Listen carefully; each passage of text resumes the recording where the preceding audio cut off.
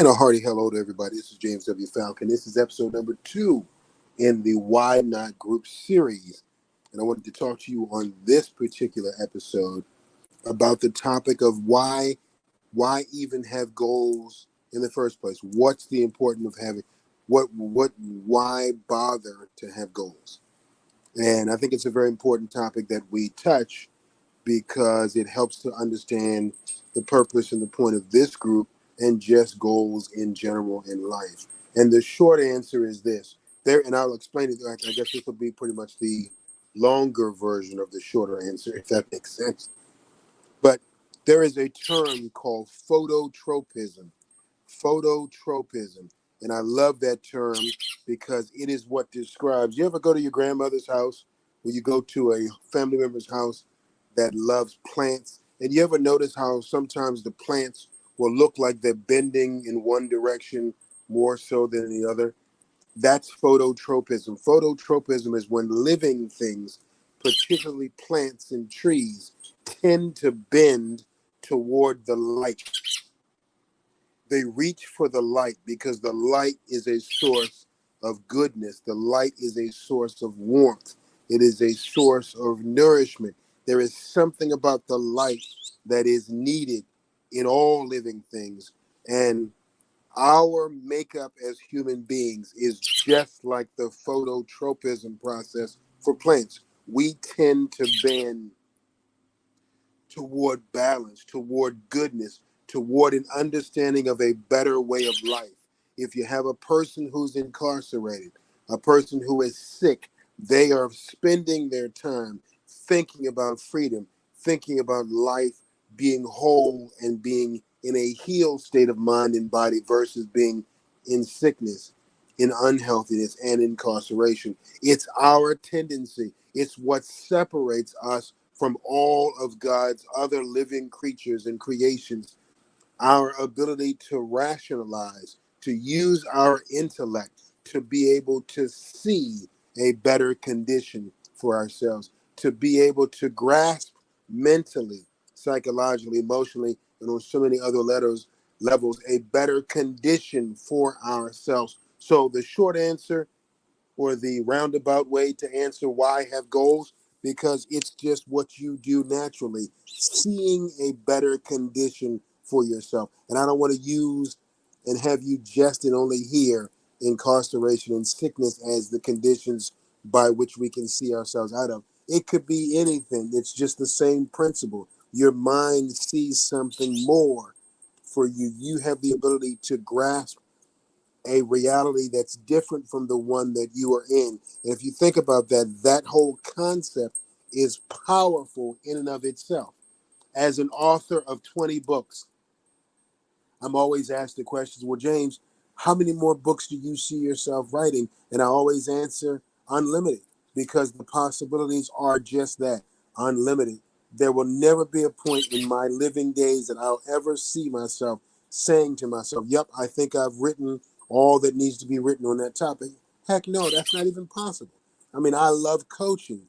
I live and breathe performance improvement. I live and breathe, the possibilities of seeing and helping people get to their goals, change their states of condition. I will never be able to exhaust all that exists within me on that topic. It's an ongoing process, so I can always see a new book. As a matter of fact, I'm in the course of writing 2 books now, both of which are goals related. Why? Because there's so much more to be learned in the area of goals and goal pursuit, goal development, goal attainment. And there's so much more to expound on. There's so much more to say.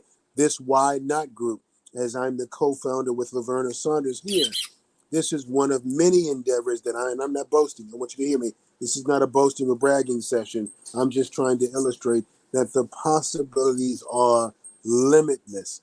There's an unlimited potential for what you can see, say, do, think, and feel. And my listening friend, wherever you are, grasp that if nothing else. Why have goals? Because your mind, your body, your psyche craves more. So the question for you is, how much more do you crave? And what are your plans to actually get to that future state of existence that you can see and perceive, think, and feel as an alternate reality for you. A wise man once told me this one time. We were in a meeting and it blew my mind. We were in a board meeting and the man said, he said, you know what I do? I take the time on Monday to think about what my life is going to look like on Friday. So that by the time Friday comes, I've already been there. I've already seen it. I've already walked around and experienced what I felt like I needed to experience on Friday. And he looked at me and he said, James, you and I have the potential to time travel. And I said to myself then, this is 15, almost 20 years ago, I said, yep, he's a clown. I said, yep, he's a fruitcake. He is a loon. And I just couldn't grasp it. But it makes so much sense today in 2023. I know exactly what that man was trying to help me to see. He was trying to help me to see what hopefully this podcast audio snippet can help you, my listening friends, to see, which are the fact that the possibilities are without bounds. See them, explore what can happen for yourself in the future. What does it look like? Do you have a book written? Do you have another job, another house? Are you in a better relationship situation? Have you started painting because that was something you always wanted to do? The love of my life, she just posted on the group that she does crafts. She loves crafting because she can see her full creations, and something happens on the inside of you being able to see something. It's first an internal thought that you have to long and crave to want to see manifest in this real world of ours. Every thought, every dream, every building, every design, every piece of art was first a thought internally in somebody's mind, heart, soul, and spirit that they worked hard to manifest on the outside. Not only is that incredibly human, I'm going to say this, that is incredibly godly. Our God created the entire universe out of nothing. It was a thought. It was just and only him at one point in time. And so he then wanted to have a creation. Why? Because he also longed and craved for affirmation. So one of the other reasons you want to have goals is to be able to affirm your gifts, your worth, your value. When God looks at his creation, he can see just how magnificent he is because he can say, look at all I create. Look at all I'm able to do. You and I are set up the exact same way. When you live in the home of your dreams, when you're connected to the partner that you've always wanted to have, when you've gotten the degree you've always wanted to get, you are affirming your worth and your value because you had a goal and then that goal was realized. You understand how incredibly powerful that makes you, my listening friend? That's who you are. That's what this group is all about. When you do something toward that goal, you make the progress, you make a win. And that win is what we want you to post about on this Facebook page. Your progress, your wins, so that we can join with you, even if it's over time and distance, to be able to give you a high five from a distance, from right here, right outside of Baltimore. I can reach out to wherever you are in a spiritual sense and in an electronic um, uh, social media sense, collaborate with you in celebrating your progress. The fact that you saw something, you heard something, you said something, and that something is now what you're working towards seeing happen in your respective part of the universe. That is worth us together as the powerful creations of God we are to collaborate and to say, hey, I see you, I hear you, I am touched by what touches you, and we together then celebrate. That raises the self-worth and value of each of us. You for yourself, and then me for you. And when I see what you're capable of doing, I say to myself, well, man, I can do some great stuff too. Like right now, two of our members just posted real serious goals that they had with doing some physical fitness stuff. One person joined a gym. Another person ran a 5K marathon. So when I looked at those posts and got finished sending out all the kudos and the affirmation, I went downstairs in my living room the other day. I said, you know what? I need to get back to doing my 5-mile walk a day.